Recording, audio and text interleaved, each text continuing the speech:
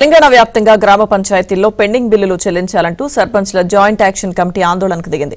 2019 నుంచి 2024 వరకు గ్రామాల్లో చేసిన 1500 కోట్ల రూపాయల బకాయిలు చెల్లించకపోవడంతో తీవ్ర ఇబ్బందులకు గురవుతున్నామంటూ నిరసన చేపట్టారు. గత ప్రభుత్వం పూర్తిగా తమను మోసం చేసిందని మండిపడ్డారు. కాంగ్రెస్ ప్రభుత్వం చొరవ తీసుకుని తమకు న్యాయం చేయాలంటూ తాజా మాజీ సర్పంచ్లు డిమాండ్ చేశారు. ఇదే అంశానికి సంబంధించిన మరింత సమాచారం మా ప్రతినిధి నుమాన్ అందిస్తారు.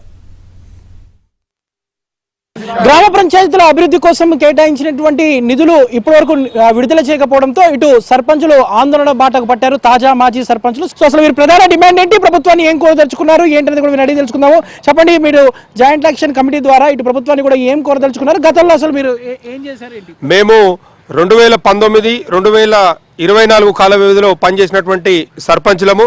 మరి గ్రామాలల్లో అనేకమైనటువంటి అభివృద్ధి కార్యక్రమాలు చేపట్టడం జరిగింది. ప్రభుత్వం నుంచి సరైన సమయంలో నిధులు రాకపోయినప్పటికీ మా గ్రామాలు బాగుండాలి, మా పల్లెలు బాగుండాలని చెప్పి సొంతంగా మేము అప్పులు చేసి మరి అభివృద్ధి కార్యక్రమాలు చేపట్టడం జరిగింది. మరి కాలక్రమేణా మరి మా పదవి కాలం అయిపోయింది. ఆ పదవి కాలం అయిపోయి కూడా దాదాపుగా ఆరు నెలలకు ఎక్కువైతున్నది. మరి ఇప్పటికి కూడా ప్రభుత్వము స్పందించి మా యొక్క పెండింగ్ బిల్లులు చెల్లించకుండా మరి కాలయాపన చేస్తూ ఉన్నది. ఈ మధ్య కాలంలోనే ఎలక్షన్లకు పోతాం కూడా, స్థానిక సంస్థల ఎలక్షన్లకు కూడా ఏర్పాట్లు చేస్తున్నట్టు సమాచారం అందింది. మరి వెంటనే ఆ ఎన్నికల లోపే మా యొక్క పెండింగ్ బిల్లులు చెల్లించాలని చెప్పి ఈ సందర్భంగా కోరుతా ఉన్నాము. ఎందుకంటే ఈ పెండింగ్ బిల్లులు అందక గ్రామ పంచాయతీలలో ఇప్పటికే చాలామంది ఆత్మహత్యలు కూడా చేసుకోవడం జరిగింది. ఈరోజు తెలంగాణ వ్యాప్తంగా ఉన్నటువంటి 12,769 మంది సర్పంచులలో దాదాపుగా 1500 కోట్ల రూపాయల వరకు పెండింగ్ బిల్లులు ఉన్నాయి. ఈరోజు గ్రామాలలో కూడా సర్పంచులు లేక పారిశుద్ధ్యం పడకేసింది. అదేవిధంగా మరి ఈ మా యొక్క మేము చేసినటువంటి అభివృద్ధి పనులు మా సొంతంగా మా వ్యక్తిగత స్వార్థం కోసం చేసినది కాదు, మా ఊర్లు బాగుండాలని చెప్పి చేసినాం. కాబట్టి ప్రభుత్వాలు ఏవైనా పార్టీలు ఏవైనా కానీ మేమందరము గ్రామాలలో ఉన్నటువంటి అన్ని పార్టీలకు సంబంధించినటువంటి సర్పంచులు ఉన్నారు. కాబట్టి ప్రభుత్వం వెంటనే స్పందించి ఈ బిల్లులు వెంటనే మంజూరు చేయాలని చెప్పి మేము ఈ సందర్భంగా కోరుతా ఉన్నాం. మొత్తం రాష్ట్ర వ్యాప్తంగా ఎంతమంది సర్పంచులు ఉన్నారు?